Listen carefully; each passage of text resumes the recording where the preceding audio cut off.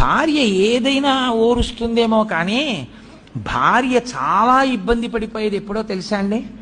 భర్త ఇంట్లో నూనె కానీ నేతి గిన్నె కానీ వంపేస్తే, మజ్జిగ గిన్నె కానీ వంపేసిన పురుషుడు వంపేసినట్టు ఉండడు. ఏం చేస్తారంటే ఆవిడ ఏదో మజ్జిగ తాగండి అని అక్కడ పెడుతుంది, చిక్కటి మజ్జిగ తాగెళ్ళండి వేసవి కాలం రోహిణీ కార్తె అని. ఈయన ఏదో ఆలోచిస్తూ అక్కడి నుంచి ఆ ఉత్తరయం ఇలా విస్సాటంగా ఇలా ఏదో అంటాడు, అది తగిలి ఆ గ్లాసు కింద పడుతుంది. కింద పడగానే మజ్జిగంతా పడిపోతుంది. పోనీ ఊరుకుంటాడా చేతకాని వాడు?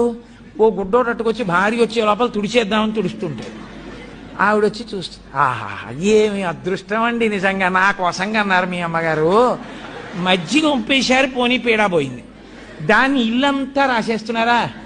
ఇప్పుడు ఆ వెన్నలో కాలేస్తే మజ్జిగ ఒలికిపోతే ఏ బియ్య పిండో వేసుకుంటారు, వేసుకుని ఒత్తేసుకోవాలి.